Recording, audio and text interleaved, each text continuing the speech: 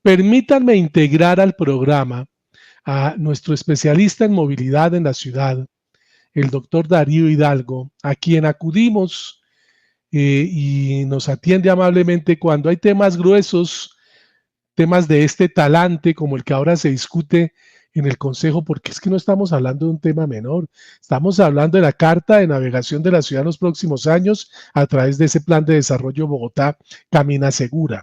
Como es obvio, con él vamos a tocar los temas que corresponden a eso, la movilidad en la ciudad, lo que contempla ese plan. Él lógicamente también le ha metido pestaña al articulado y nos puede dar importantes luces. Doctor Darío Hidalgo, qué bueno tenerlo aquí de nuevo con nosotros en el programa. Muy buenas tardes. Carlos, muchas gracias por la invitación a MPM.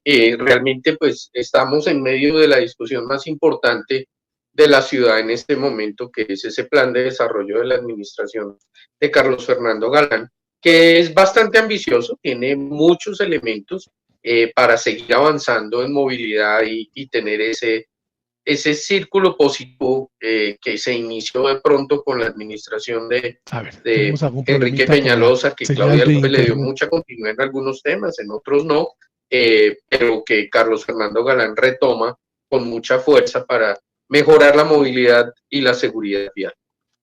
Esa introducción que usted hace me hace pensar que obviamente usted está de acuerdo con algunas de esas iniciativas del alcalde que buscan recaudar recursos de cara a lo que puede ser precisamente las necesidades urgentes que tiene la ciudad en materia de movilidad.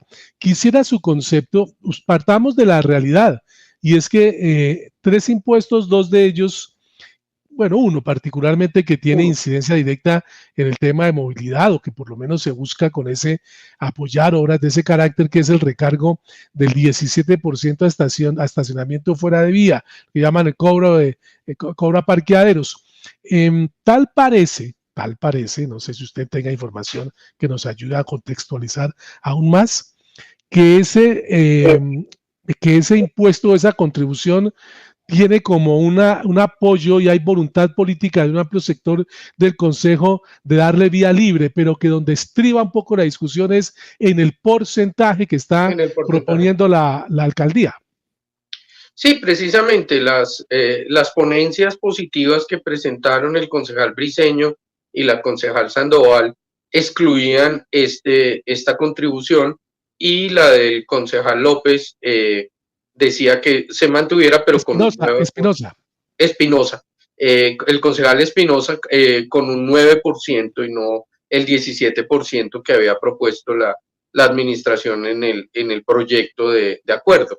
Y lo que lograron fue que el artículo se mantuviera para que fuera el Consejo, la comisión, que votara positiva o negativamente este artículo. Y va a ser un debate difícil. Hoy vemos a la secretaria de Hacienda, al secretario de Protección Social, haciendo campaña y motivando la votación por este artículo, que tiene un sentido social bastante importante. Expliquémoslo porque vi un interesante trabajo que usted escribió para el portal La Silla Vacía, donde explica de una manera muy sencilla lo que se busca a través de esta contribución.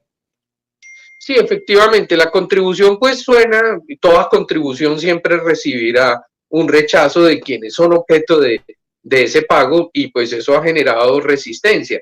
Quienes parquean fuera de vía sus vehículos particulares, pero resulta que el 70% de las personas que parquean en este tipo de sitios son de ingresos altos, y lo que quiere la administración es que esta contribución financie bonos de transporte para la población de menores ingresos. Es un mecanismo de solidaridad. Por supuesto, quienes tengamos que pagar decimos, no, otro impuesto, ojalá se aplique bien, y lo que quiere la administración es aplicarlo precisamente en las personas que más lo necesitan. Que no, la tarifa hoy de Transmilenio y del SIT personal representa un porcentaje muy alto de su ingreso. Resulta que para el 41% de las personas que utilizan el transporte público tienen que pagar más de 10% de su ingreso en ese transporte en 60 pasajes al mes. Entonces, pues realmente al final quedan excluidos, dejan de hacer viajes, dejan de llegar a sus destinos, de ser parte del aparato productivo, de aprovechar las oportunidades de la vida urbana. Entonces tiene un profundo sentido social de solidaridad esta contribución y podría ser acompañada de algo que hace mucho tiempo pedimos, y es que se elimine el control de precios al estacionamiento fuera de vía. Hoy ya tenemos estacionamiento en vía, lo administra Terminal de Transporte y define unas tarifas, que son las tarifas de ese estacionamiento en vía. No tiene mucho sentido tener una protección a los propietarios de vehículo, y lo que ha sucedido con ese control de precios de estacionamiento es que cada vez tenemos menos sitio para estacionar fuera de vía. Desaparecen los estacionamientos porque los lotes tienen un mejor uso que el uso de estacionamiento. Entonces, dos cosas ahí con el estacionamiento en una política pública integral: el tema de cobrar un poquito más para usarlo en la población que más lo necesita, liberar esas tarifas y hacer mucho control, porque de nada sirve tener pagos y tener estacionamiento en vía si las personas siguen dejando sus carros y sus motos encima de los andenes y en los sitios prohibidos. Sí. Eso es lo que apunta un poco, es a pronosticar que probablemente el impuesto pueda tener vía libre, pero se bajaría un poco el porcentaje, y entonces eso tendrá una implicación directa en esas cuentas que se hacen respecto a cómo se podría apoyar a sectores vulnerables y poderlos integrar al uso del sistema de transporte masivo. Sí, entre más alto sea el impuesto, pues más recursos espera generar para esos bonos al transporte de las personas de menores ingresos, estudiantes, adultos mayores, o ya reciben un apoyo del Estado, pero lo que quiere hacer la administración Galán es un apoyo mucho más amplio, y pues yo lo veo con el sentido de solidaridad que requerimos en la ciudad, entendiendo pues el rechazo que pueda generar a los propietarios de vehículos.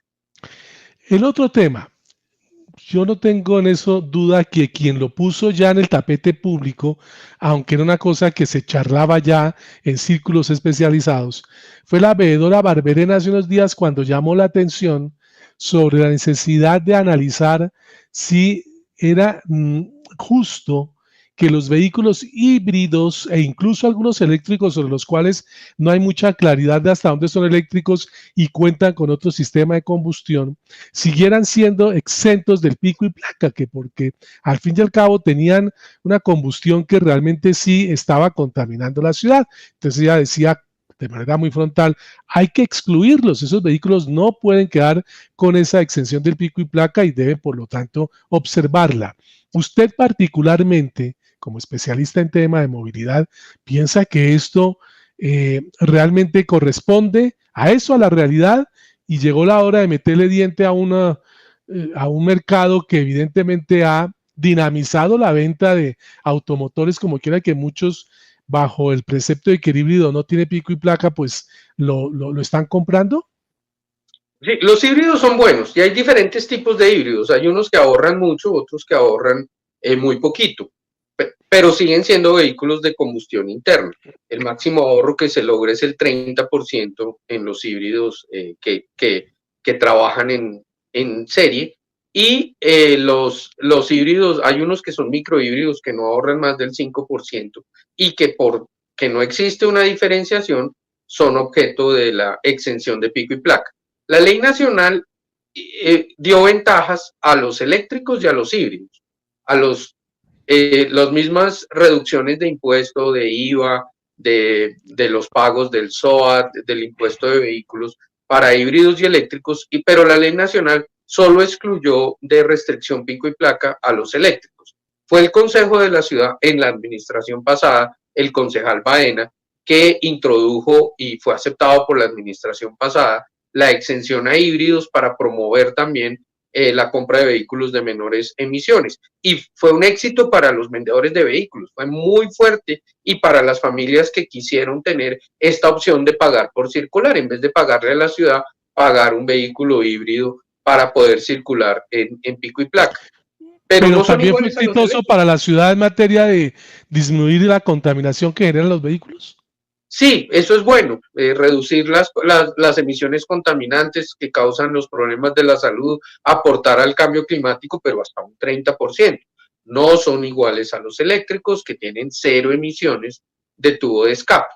Entonces, lo que pidió la veedora Barberena es que se excluyeran los híbridos, pero el concejal Baena, de Nuevo Liberalismo, el concejal Briceño, ponente del plan de desarrollo, la concejal Sandoval, que también tuvo la posición de que debería volverse a excluir. Entonces, en la ponencia conjunta que tienen ahora, en el pliego de modificaciones, se incluyó esta modificación para que sea la comisión del plan la que vote o no si se excluyen.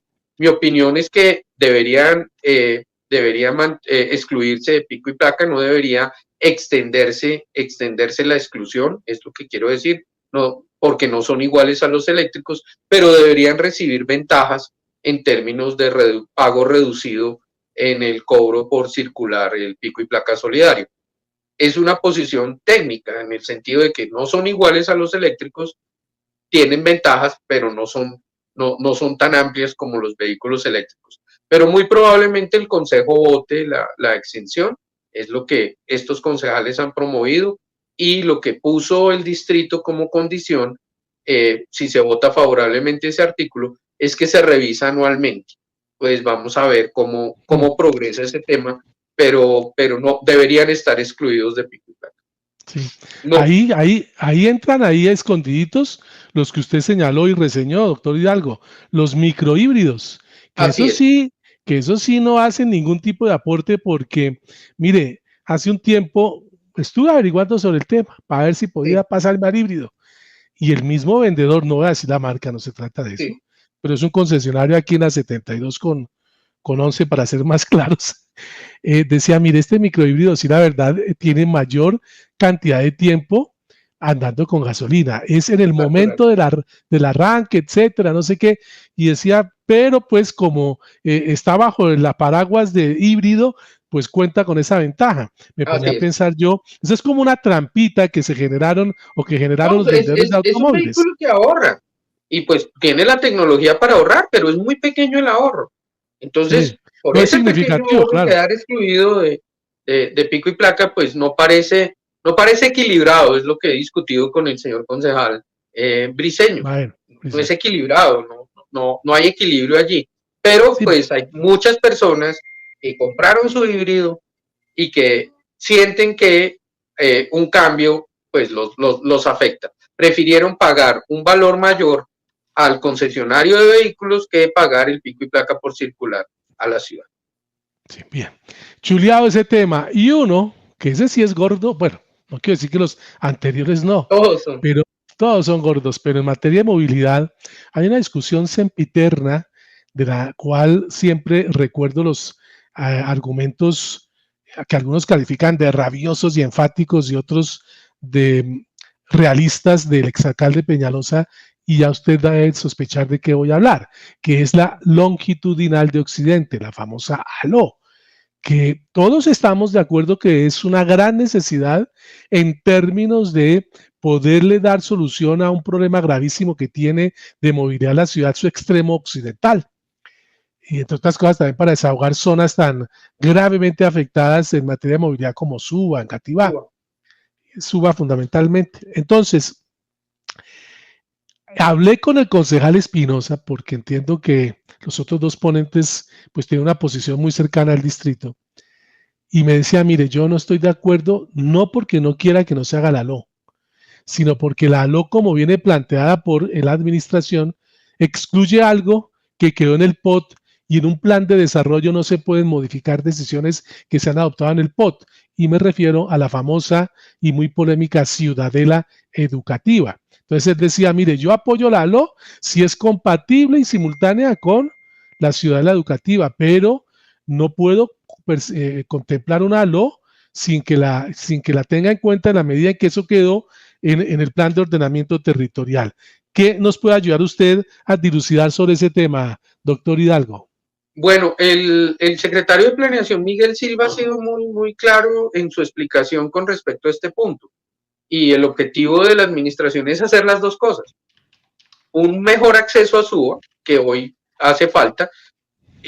No es la LO completa como estuvo alguna vez en planes pasados, ya no está en nuestro plan de ordenamiento territorial, o sea, no se continúa ni sobre el humedal La Conejera ni sobre la reserva Tomás Van der Hamen, o sea, es solo para SUA.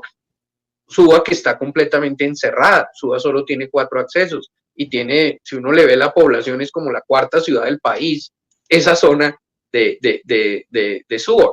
Entonces SUA necesita más acceso, unas vías completas con andenes, ciclorrutas, con prioridad al transporte público, que permita un mejor acceso a esa población, pero también necesita este tema de la proximidad, equipamientos urbanos que permitan que las personas no tengan que viajar y desplazarse tanto para ir a la universidad o para ir a colegios y a centros de salud y otros temas que planteaba la ciudadela del cuidado de la alcaldesa López. Entonces, lo que le entendí yo al señor secretario de Planeación es que van por las dos cosas, mejor acceso a SUA y la ciudadela del cuidado y los equipamientos. Entonces, en ese sentido, tal vez el concejal Espinosa, pues que tenga una discusión abierta y amplia con la administración para ver hasta dónde llega el alcance de estas dos iniciativas.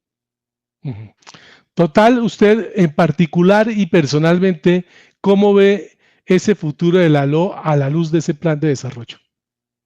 Pues a mí me parece importantísimo que se mejore ese acceso a SUA. Hoy SUA tiene solo la Cali, la avenida SUA y la calle 170 como accesos importantes.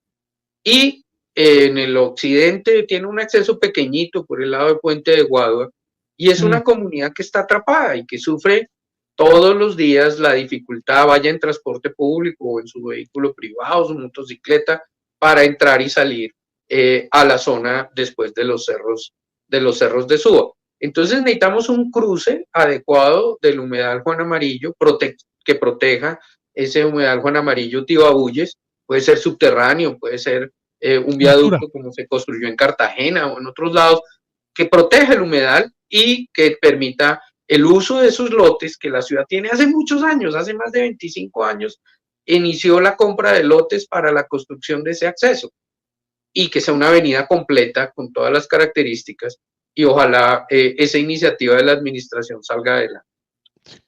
Bonus track, como dicen cuando compramos un disco y nos meten uno añadido. El añadido que busco con ustedes una actualización de cómo está mirando usted el desarrollo de la primera línea del metro, que tuvo su más reciente noticia en ese informe también de algún órgano de control, creo que fue la veeduría también, que hablaba de 200 y pico de días de atraso, al tiempo que la administración reconoce que sí hay un atraso, pero que es previsible y que las cosas parece que están andando como se programaron. Yo estoy feliz que la ciudad esté en construcción, que la primera línea del metro esté y no en discusión. Avanzando. Sí, no en discusión. Ya tiene un avance del 33%, ya vemos más de 30 columnas construidas y todas las cimentaciones de los frentes de obra que están en marcha. Ya hay obras sobre la avenida Caracas que están en desmonte de 2 estaciones para poder hacer también el viaducto en la avenida Caracas. Yo veo con optimismo el plan de que tengamos el metro en el año 2028 como está contratado y planeado y tengamos ese servicio que va a complementar de una manera muy importante todo nuestro sistema de transporte público. No quiere decir que sea fácil, tenemos muchas complejidades, cada frente de obra tiene sus temas que revisar. Cuando uno ve el informe de la veeduría, ve que dice que algunos elementos pueden tener hasta 200 días de atraso, pero eso no significa que no estemos avanzando dentro de los márgenes que estableció el contrato. En este momento estamos un poquito por debajo de entrega temprana y todavía estamos por encima de entrega tardía, Es decir, aún no hay motivos para que el contratista reciba sanciones o plazos especiales. Hay un lío en la 72, esa obra no ha avanzado de la manera como se esperaba. Ojalá las nuevas acciones que ha exigido la empresa Metro al contratista para acelerar el proceso se den, pero ya tenemos completo el puente de la avenida 68 del Pulpo, ya tenemos avanzando estos diferentes frentes de obra y ya el 1 de junio empiezan a izar vigas U con la viga lanzadora en el primer tramo. Entonces, yo lo veo con optimismo y con gusto, y veo también que en el plan de desarrollo, una propuesta del concejal Juan David Quintero indica que se haga una extensión hasta la calle 100 y que la administración acogió en el pliego de modificaciones esa idea. Me parece bien porque cierra la posibilidad de que la avenida 68, que se construye como alimentadora, alimente directamente también en el norte, en la calle 100, la primera línea del metro, y salga adelante. Tal vez no tengamos apoyo nacional, es muy improbable que recibamos recursos de gobierno nacional para esa extensión, pero si el distrito dentro de estos 144 billones de inversión encuentra los recursos para esta extensión, pues es una extensión favorable, que ojalá nos muestren también la evaluación beneficio-costo que debería ser favorable, pero todavía no la hemos visto. Sí. Entre otras cosas que del metro me llamaba la atención que por ahí ya el mismo metro, la gerencia hizo como una proyección de cuánto podría costar el pasaje al momento en que ya entre en funcionamiento esa primera línea, y nos notificó a los bogotanos que muy probablemente estaría en un precio similar al que en ese momento tenga el pasaje de Transmilenio. Y tiene que ser un pasaje integrado, no tenemos por qué pagar doble pasaje por usar el metro y Transmilenio, en el orden de los 2.950 pesos, 3.000 pesos que estamos pagando actualmente será el pasaje del sistema integrado. A plata de ese tiempo, ¿no? A plata de ese tiempo. Hay que proyectarlo al año 2028, pero para esa época también tendremos el cable de San Cristóbal, tendremos el cable de Potosí, tendremos en operación la avenida. El de Monserrate no, el de Monserrate no. No, el de Monserrate seguirán evaluándolo, creo que no dieron los estudios de viabilidad, pero sí para Usaquén se plantea un nuevo cable, se plantea con la región metropolitana un cable en Soacha, que ya están en estudios con la Agencia Francesa de Desarrollo. Realmente estamos en las gozosas, por decirlo de alguna manera. No, Bogotá se demoró mucho en volver a arrancar esta gran cantidad de proyectos, y lo que hay que hacerlos es hacerlos bien hechos, gestionar toda esta cantidad de contratos que vienen desde 2 administraciones atrás, algunos y otros de la administración pasada, y los nuevos contratos. Un último tema que puede ser de interés, Carlos, es carrera séptima. Sí, estamos como en el limbo con eso, me parece. Sí, volvimos a la mesa de dibujo en el sector de Chapinero. El sector de la 99 a la 200 está contratado, va a estar en construcción al final de este año. Bueno, por estos laditos acá, Chapinero. Sí, el problema es Chapinero, así es. El plan de gobierno del señor alcalde Galán indicó que se rediseñaría para darle continuidad en el tramo de Chapinero al flujo norte-sur, que tiene un carril de carros, pero no es continuo, y que le preocupaba mucho al alcalde y a su equipo ese diseño. Entonces volverá a la mesa de dibujo, muy probablemente hay un artículo en el plan de desarrollo que le da viabilidad y ojalá se apruebe, y veremos ese rediseño y esa discusión. Ojalá aprovechen al máximo los diseños que quedaron de la administración anterior, y ojalá, y es un pedido personal, no quiten la ciclorruta. No, eso sí sería una defecio hacerlo.